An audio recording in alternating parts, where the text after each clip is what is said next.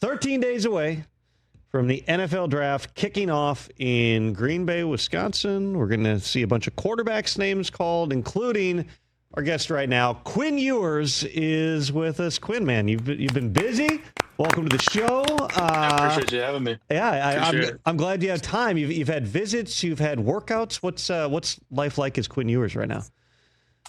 Yeah, it's been fun. Like you said, it's a little busy at the moment, but man, I only get to do this process once, so trying to enjoy it, trying to get to know as many people as I can within the league, and just excited to see where ultimately I end up, but fired up. Cool point of time, cool phase for me. So no, I can't help but realize here this is your debut on the Rich Eisen Show, and it happens to come at a time that I'm sitting in the chair, and not the guy who went to a school in Michigan that you may have dealt just a crushing loss to. I have to ask: is that related? Is this more than an accident?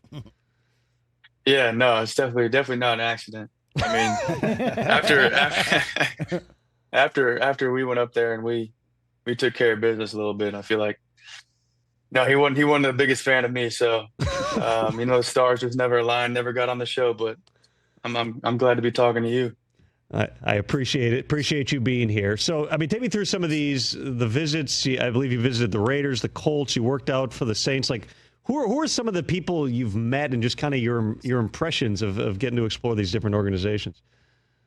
Yeah, like you said, just getting to meet all those different faces and whatnot. Guys like Kellen Moore, who, was a good college quarterback over in Boise, and getting to see his whole process, and then finally getting to meet him. And the Saints, all the Saints staff is super cool, good people. And then the Raiders getting to meet Pete Carroll and hear him talk about Sark a little bit is awesome. And then the guys up there with the Colts were super good guys to talk to. But it's just such an exciting time for me. Because at the end of the day, this is the reason I picked up a football when I was a little kid. So to be in the moment now it's a super special feeling. It's a surreal moment, surreal time for me. Just trying to enjoy it. Ultimately, you don't control where you go, right? There's 32 teams. Somebody's going to turn in the card. It's going to have your name on it, and you have no choice. You're going to end up there. Yeah. But I imagine when you're sitting across from Pete Carroll, do you start in your mind's eye to envision like, oh man, like I'm a Raider quarterback right now? Like, do you start to get that feel and like envision like, all right, this is what it would be like being on that team? Yeah, totally. And Coach Carroll is awesome. He just is always talking about compete. That's like, I think he probably says that word 100 times a day, and it'd be super cool to be a part of a program, part of a franchise that, they live and die by how they compete. It doesn't matter what you're doing. If you're in the building, he said you're either competing or you're not. And there's no in between. And I feel like that's kind of how I already live. So it definitely would be cool. Now, I was doing sort of a blind resume thing with Chris Brockman over here before you came on. So there's a quarterback in this draft, all right?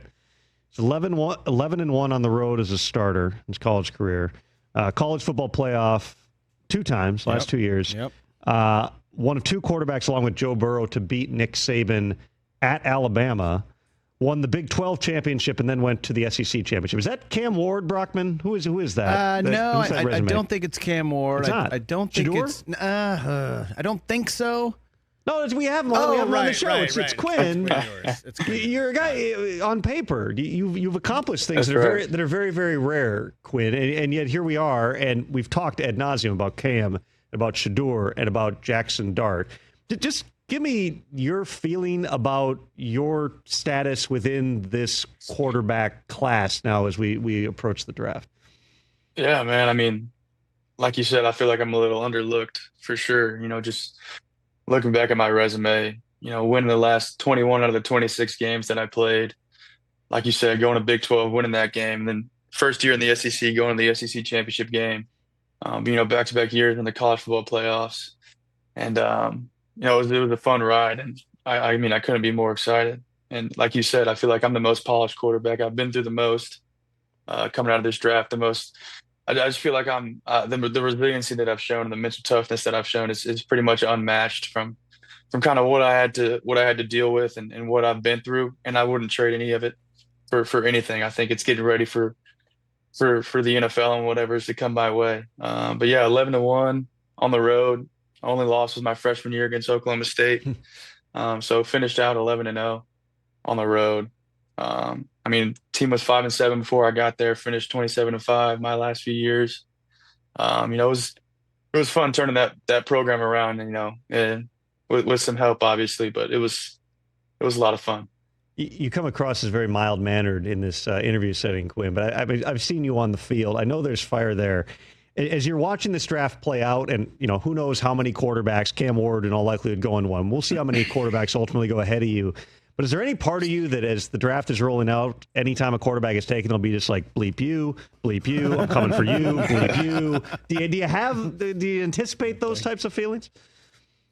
Yeah, I mean, at the end of the day, like you said, I picture myself and I carry myself with a great deal of humility. But at the end of the day, there's definitely a fire in me, and there's like anybody else. There's I'm not going to be the first quarterback taken, and that's just the reality of it. But at the end of the day, it's something that will never be forgotten for sure.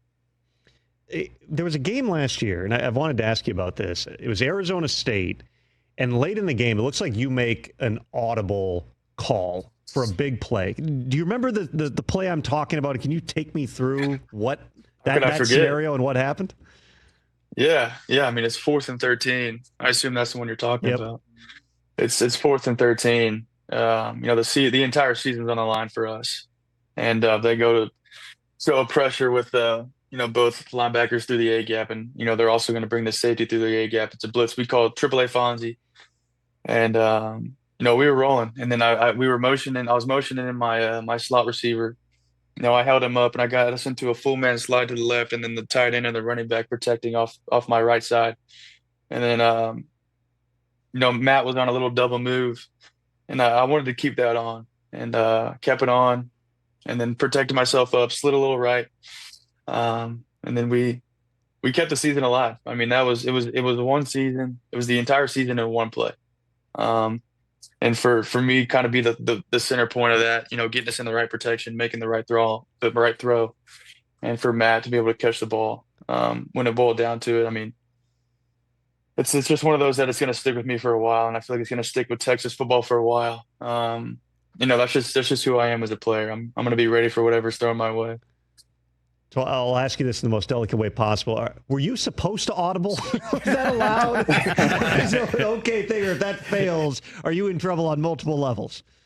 No. I mean, I got us in the correct call at the end of the day, and Sark didn't call a timeout, so that just goes to show how much faith he has in me to get us into the right call at that moment in time. And I definitely would not have gotten in trouble. And you won't get in trouble when you make plays like that, so it worked out.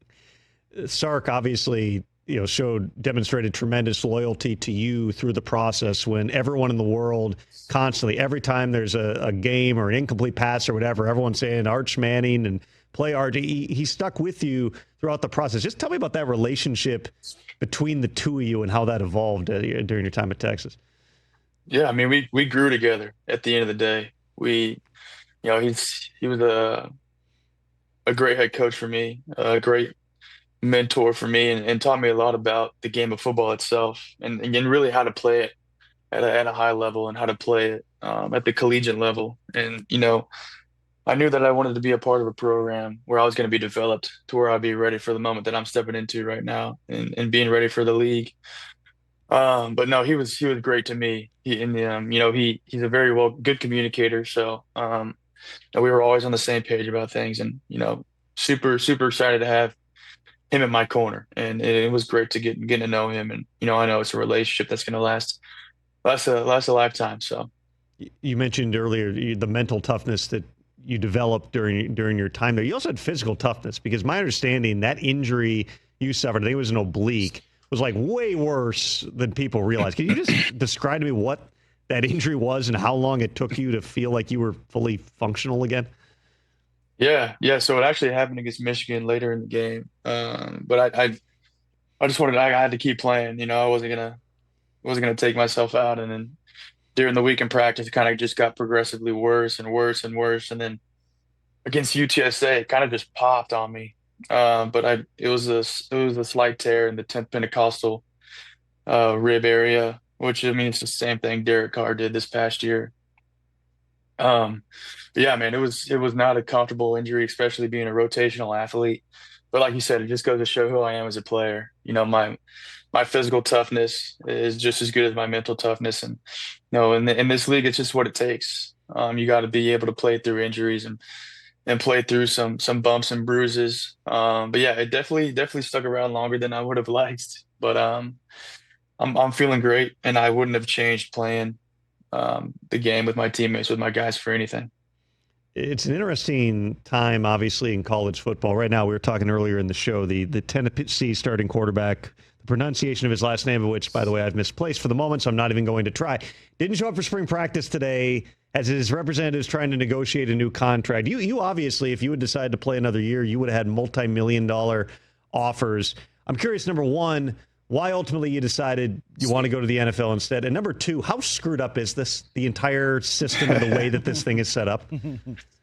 Yeah, I mean, for me, I wanted to leave my legacy at Texas. I didn't want to disrupt anything I did at Texas. I wanted to remain like who I was at Texas and in Texas' eyes. I mean, I'm sure those fans will come around in a couple of years, but I mean, I just wanted to leave my legacy there at Texas, and I didn't want to go anywhere else and disrupt that. But no, it's definitely crazy, a crazy time for college athletics. You know, just the amount of money that's being thrown at these guys, and now at the end of the day, I'm glad that I got to benefit from these opportunities, and I know my teammates are just as glad too. So, you know, we're getting a little money and learning how to handle it before we get, you know, the bigger money in the NFL. But it definitely is still a little wild west style.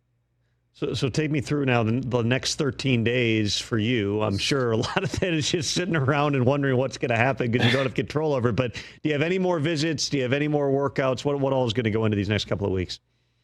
Yeah, I mean, nothing lined up right now. I'm sure I might have a couple Zooms with some guys here and there, but I mean, just trying to get my body ready for a rookie minicamp when that comes up. But at the end of the day, just continuing to throw and get ready for rookie minicamp, continue to work on my body.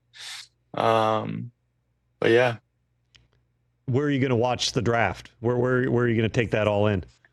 Yeah, I'm going to be out in Lake Bridgeport, Chico, Texas, out in a family friend of ours got a pretty nice spot, and you know, he's allowing us to use it. So it's going to be a fun time. Will you sit and watch? Will you watch every pick, or do you need to take some laps or something for a while? Yeah, I'll probably be walking around a little bit, but man, I can't even picture what it's going to be like being able to get that phone call and, you know, talking to the team that's going to be drafting me. So excited. Well, I'll make sure that you're aware when any of those quarterbacks do get taken, so you can start the bleep you tour. We're all looking forward to that. That's the most important part. You're going to get your spot, and then you can do the entire make them all pay for it. So Quinn, we'll see. We'll see where we all end up at the end of it. So we'll see what happens. Thanks a ton for coming on, man. Best of luck. Appreciate it. I hope we can do this again down the line. Luck, dude. Yeah, thank you guys. Catch the Rich Eisen Show live weekdays from 12 to 3 p.m. Eastern on Roku Sports Channel in the U.S.